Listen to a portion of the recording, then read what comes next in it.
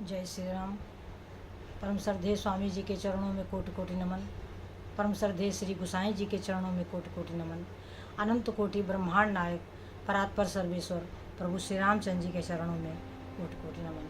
सभी प्रेमी भक्तों को मेरा बहुत बहुत प्यार, बहुत बहुत आशीर्वाद। श्री राम जय जय राम।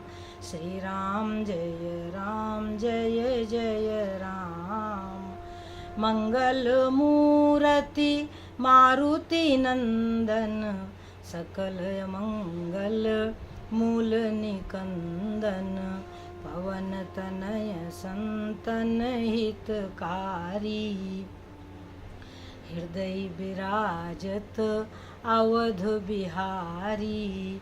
मातु पिता गुरु गणपति नारद, शिवा समेत शंभु सुख सारद। चरण बंदी बिनवऊँ सब काहू, देहु राम पद नेह निबाहु। बंदहु राम लखन भय देही, जे तुलसी के परम सनेही। जे तुलसी के परम सनेही। श्री राम जय जय राम। भज प्यारे तू सीताराम। तो सज्जनों, बंदो राम लखन वैदेही, जे तुलसी के परम स्नेही। श्री गुसाई जी का कहना है कि जरऊ सुसंपत्ति सदन सुख, सुहृद मातु पितु भाई। जरऊ सुसंपत्ति सदन सुख, सुहृद मातु पितु भाई। और सन्मुख हो तुझो राम पद, करई न साहस सहाय। यानी जो सहर्ष ईश्वर प्रेम के मार्ग पर हमारी मदद नहीं करता, वो संपत्ति जल जाए। जरऊ सो संपत्ति, सदन सुख, सदन माने घर, घर का सुख संपत्ति सब जल जाए। वह माता पिता भाई भी हमारे किसी काम के नहीं हैं। जरऊ सो संपत्ति सदन सुख, सुहृद मातु पितु भाई। सन्मुख होत जो राम पद, जो भगवान के प्रेम में जब हमारा मन भगवान की तरफ लगे, तो जो हमारी मदद न करे, जो उसमें बाधक बने, वो सब नष्ट हो जाए। सुहृद मातु पितु भाई, माता पिता भाई वो सब बेकार हैं। कहने का तात्पर्य ये है कि वो माता पिता भाई, वो घर, वो संपत्ति हमारे किसी काम की नहीं है, जो हमारे ईश्वर प्रेम के मार्ग पर बाधक बने, जो हर्षपूर्वक हमारी मदद न करे, करई न साहस सहाय। तो सज्जनों देखिए, ये संत वचन है, ये संत वचन है। अब यदि लौकिक दृष्टि से इसको देखा जाए तो लोगों को बुरा लगेगा कि अरे हमारा घर ही नहीं होगा, हमारा परिवार ही नहीं होगा, हमारे माता पिता नहीं होंगे, हमारे भाई ही नहीं होंगे, तो सब कुछ बेकार है। ये संसारी दृष्टि है। संसार वालों को ये बात पता नहीं है कि एक परमात्मा की प्राप्ति से हमें सब कुछ प्राप्त हो जाता है। हमारे माता पिता, हमारे पुत्र, पति, पत्नी, धन की रक्षा करने वाला कौन है? भगवान है। हमारी योगक्षेम की रक्षा करने वाला कौन है? हमें अप्राप्त की प्राप्ति कराने वाला कौन है? और हमारी प्राप्ति की रक्षा करने वाला कौन है? वो तो नारायण है। और उन्हीं की तरफ जाने में, उन्हीं को प्राप्त करने में, ईश्वर प्रेम को प्राप्त करने में यदि जो हमारी मदद नहीं करता, यानी घर, धन, माता पिता, भाई और अपने जो मित्र कलत्र हैं, यदि वे हमारे सत्संग में, हमारे ईश्वर प्रेम में, हमारी राम कथा में, हमारे राम भजन में, हमें धर्म के मार्ग पर चलने में बाधा उत्पन्न करते हैं, तो उनका रहना, और ना रहना हमारे लिए कोई मायने नहीं रखता। हमारा सच्चा साथी कौन है? जो हमको सही दिशा दे। वो हैं शास्त्र और वो हैं भगवान के भक्त यानी संत, जो शास्त्रों को पढ़ते हैं और शास्त्रों के निचोड़ को निकाल कर हमारे समक्ष रख देते हैं। इसीलिए श्री गोसाई जी ने कहा कि गुरु बिन भव निधि तरई न कोई, जो बिरंचि शंकर सम होई। यदि ब्रह्मा और शंकर के समान भी कोई हो तो भी बिना गुरु के उस जीव का कल्याण नहीं हो सकता सज्जन। क्यों? शास्त्रों को जब तक हमें कोई बताएगा नहीं, उनके रहस्य को, तब तक शास्त्र भले हमारे पास हों परंतु हम उनको समझ नहीं सकते, उनके रहस्य को हम जान नहीं सकते। उनमें जो कथाएं हैं उनके रहस्य को हम जान नहीं सकते। तो जब हम समझ ही नहीं पाएंगे, जब हमको ज्ञान ही नहीं होगा कि किस कथा का क्या रहस्य है, तो हम कैसे आगे बढ़ेंगे? हमारे मन को कैसे बोध होगा? बोध मेन बात है सज्जनों, बोध। संतों के जो वचन हैं वो हमको बोध स्वरूप है, बोध स्वरूप। वो हमारे हृदय को बिल्कुल समझा देते हैं, हमारी गुत्थी को सुलझा देते हैं, हमारे मन में संशय को दूर कर देते हैं। जैसे शंकर भगवान पार्वती जी से कहते हैं कि राम कथा सुंदर कर तारी, और संशय बिहग उड़ावनिहारी। राम कथा क्या है? राम कथा के रहस्य को जो संत हमें समझा देते हैं तो उससे क्या होता है कि जैसे ताड़ी बजा दो तो पक्षी उड़ जाते हैं। तो हमारे मन में यदि कोई संशय है तो जो राम कथा है वो सुंदर हाथ की तालियां, यदि हमें राम कथा मिल गई तो हमारे मन में कोई संशय नहीं होगा। जैसे पक्षियों का समूह बैठा हो और कोई ताड़ी बजा दे तो सारे पक्षी उड़ जाएंगे। तो इसी तरीके से जीव को यदि राम कथा मिल जाए तो सज्जनों, आपको तो पता है कि शंकर भगवान कौन है। शंकर भगवान सबके गुरु हैं। शंकर जगत बंद जगदीशा, सुर नर मुनि सब नावत सीसा। यहाँ 4 वक्ताओं में शंकर भगवान मुख्य वक्ता है। शंकर भगवान मुख्य वक्ता है और निरंतर पार्वती जी से राम कथा कहा करते हैं सज्जनों। तो ये राम कथा 3 ही कार्य शंकर भगवान ने, मुझे 3 ही कार्य दिखते हैं। एक ये कि समाधि में राम सीता का ध्यान, जागृत अवस्था में भगवान राम सीता का गुणगान, और जब गुणगान बंद होता है तो राम नाम का जप। शंकर भगवान ने मुझे 3 ही चीज़ें दिखती हैं, राम का ध्यान, राम का गुणगान और राम के नाम का जप। वह भोला भंडारी, वह शंकर भगवान, सोचो जो हमारे नारायण का गुणगान करते हैं, उनका ध्यान करते हैं तो वह हमें कितने प्रिय होंगे। वह शिव भोला भंडारी हमें कितने प्रिय होंगे, इसका अंदाजा कोई नहीं लगा सकता सज्जनों। जो हमारे प्रभु का गुणगान करता है उससे अधिक प्रिय इस संसार में हमारे लिए कोई हो नहीं सकता सज्जनों। क्यों? जिसके राम प्रिय हैं और उन्हीं राम का जो गुणगान करेगा तो वह क्यों नहीं प्रिय होगा सज्जनों? वो क्यों नहीं प्रिय होगा? तो सज्जनों, जो संत हैं वो हमारा मार्गदर्शन करते हैं। और प्रेम होना कैसे चाहिए?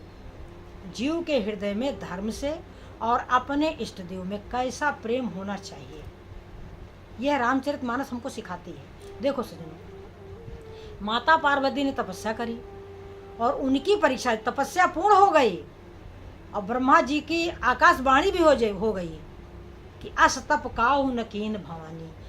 हे पार्वती जी, ऐसी तपस्या किसी ने कही, भय अनेक धीर मुनियानी। ऐसी तपस्या किसी ने नहीं की है। अनेकों प्रकार के बड़े बड़े धैर्यवान योगी हुए हैं, मुनि ज्ञानी हुए हैं। अस तप काहु न कीन भवानी। कहा कि परिहरि दुसह कलेश अब सब मिली हैं त्रिपुरारी। तुमको शंकर भगवान अब प्राप्त होंगे। और ये भी कहा ब्रह्मा जी ने कि मिलहि तुम्हि जब सप्तऋषि सा, और तब जान्यू प्रमाण बागीसा। हमारी वाणी को तुम तब सत्य मानना जब तुमको 7 सप्तऋषि मिल जाए।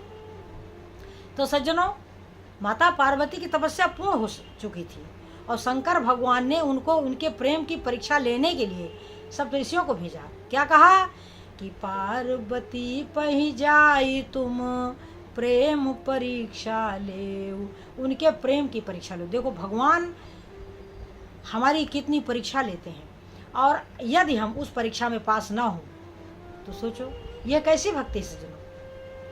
हम सोचते हैं कि हमने ये किया, हमने वो किया, भगवान ने हमारे ऊपर कृपा नहीं की। जरा सोचो, कथा को देखो, समझो कि पार्वती जी के साथ क्या हुआ, कितनी घनघोर तपस्या उन्होंने करी।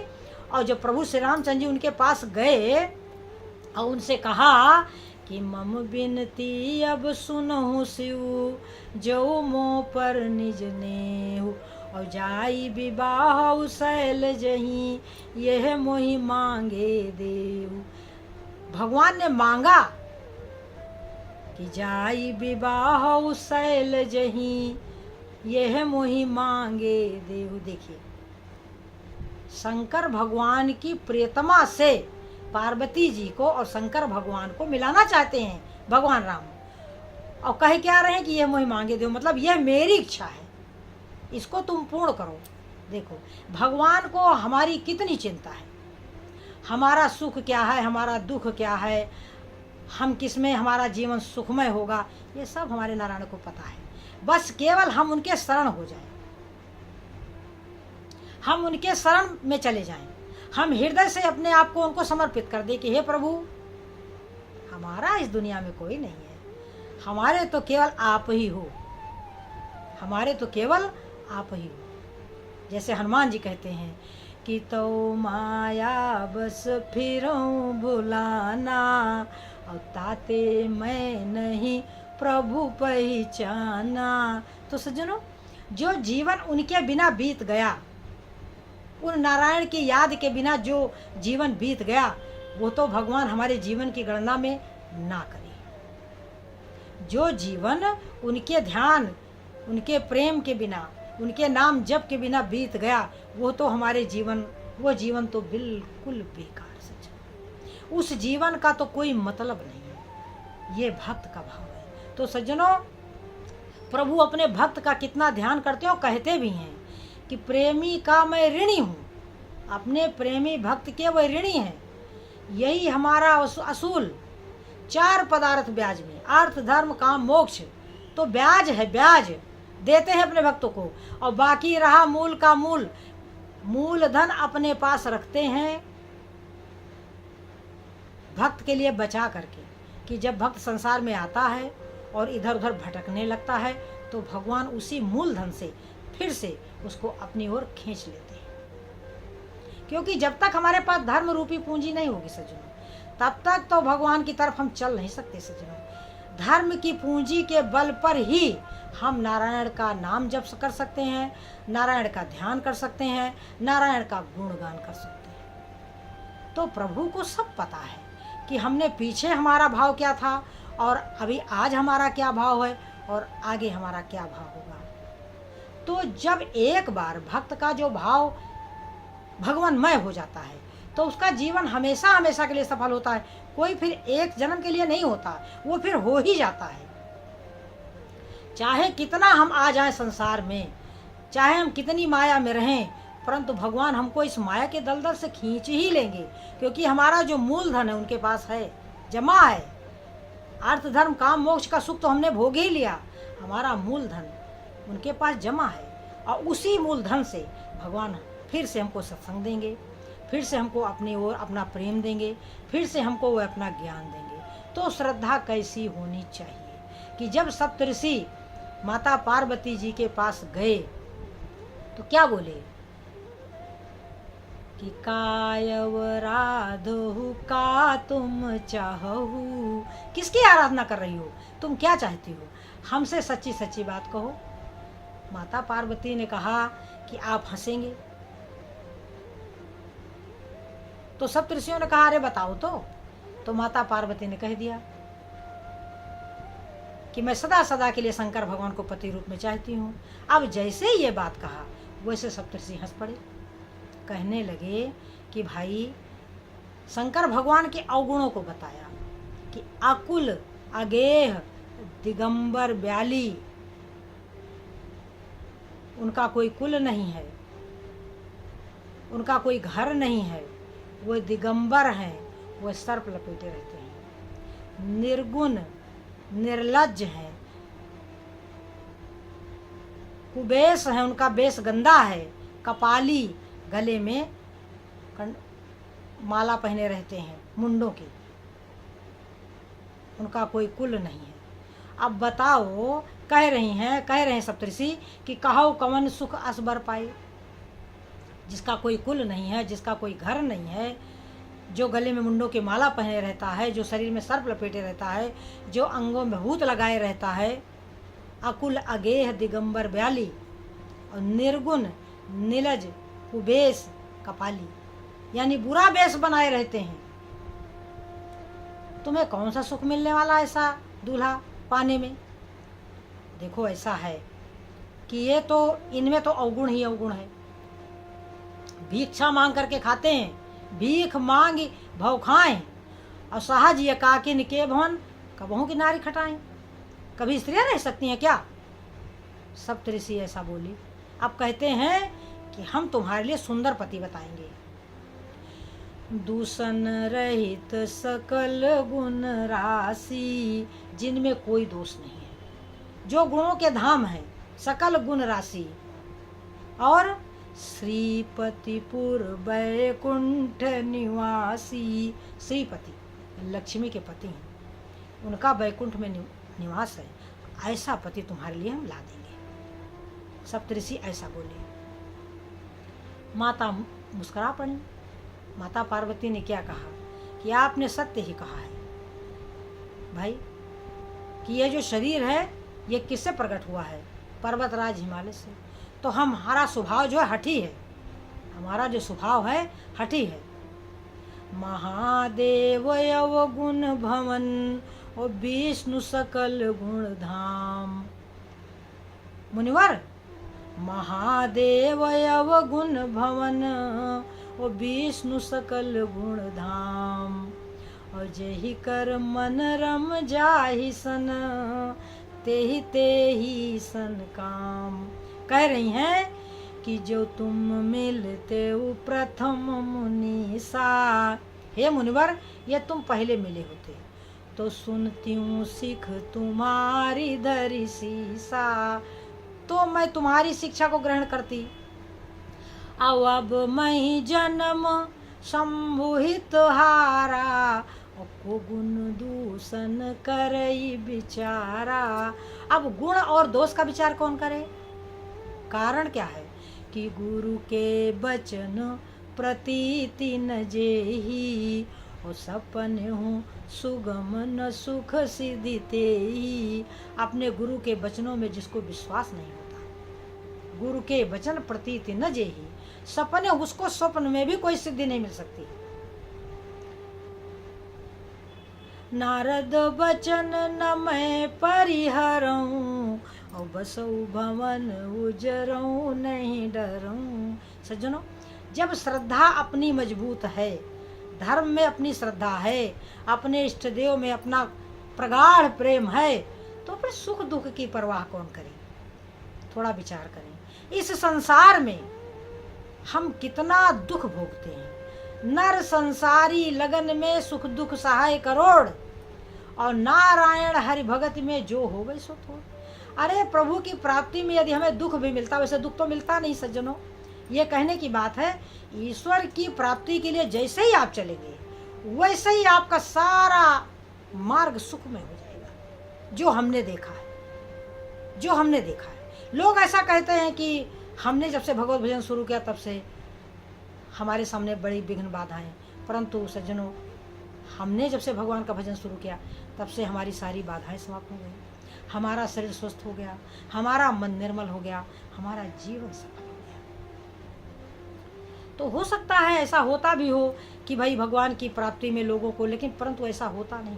धर्म के मार्ग पर जीव जैसे ही चलने का प्रयास करता है, वैसे सारी विघ्न बाधाएं दूर हो जाती हैं सज्जनों। विघ्न बाधाएं तो सारी विपत्ति तो भगवान से विमुख होने पर, कहा हनुमंत विपति प्रभु सोई, और जो तो सुमिरन भजन न होई। ईश्वर प्राप्ति के मार्ग में कोई कष्ट नहीं है, और कष्ट मिले तो मनुष्य को पीछे देखना चाहिए कि क्या पीछे हम सुखी थे क्या, और हम भगवान के लिए चले हैं, हम भगवान के लिए चले हैं। अब यहाँ चाहे दुख मिले चाहे सुख मिले, क्या हम सुख पाने के लिए भगवान को प्राप्त करना चाहते हैं? नहीं, हम तो भगवान को चाहते हैं। वो हमें दुख दें उनकी मर्जी, वो हमें सुख दें उनकी मर्जी, हमें राम चाहिए, बस काम खत्म। सुख दुख की परवाह भगवान का भक्त कभी नहीं करता सज्जनों। जो सुख दुख की परवाह करता है वो भक्त नहीं हो सकता। सुख के लिए यदि हम राम को चाह रहे हैं तो फिर हम राम को नहीं चाहते, फिर तो हम सुख चाहते हैं। हमें सुख नहीं चाहिए, हमें राम चाहिए, हमें प्रेम चाहिए, हमें ज्ञान चाहिए, हमें ईश्वर प्रेम चाहिए। हमें धर्म के मार्ग पर चलना है, हमें धर्म चाहिए। धर्म के मार्ग पर यदि हमें चलने में कष्ट मिल रहा तो कोई बात नहीं, मिलने दो कष्ट। हम रोएंगे, हम तड़पेंगे, परंतु हम वो मार्ग छोड़ेंगे नहीं, हम पकड़े रहेंगे। हम प्रभु को पुकारेंगे, हम उनसे रक्षा की भीख मांगेंगे, हम उनसे अपना दुखड़ा बताएंगे, परंतु मार्ग पर तो हम धर्म के ही चलेंगे। धर्म का मार्ग ही सच्चा मार्ग है सज्जनों। तो इन्हीं शब्दों के साथ हम अपनी वाणी को विराम देंगे, इस आशा के साथ कि जैसी श्रद्धा माता पार्वती के मन में शंकर भगवान के लिए है, वैसी श्रद्धा प्रभु हमको भी दे दे सज्जनों। बस ये श्रद्धा ही हमारा धन है, ईश्वर प्रेम ही हमारा परम धन है। जय श्री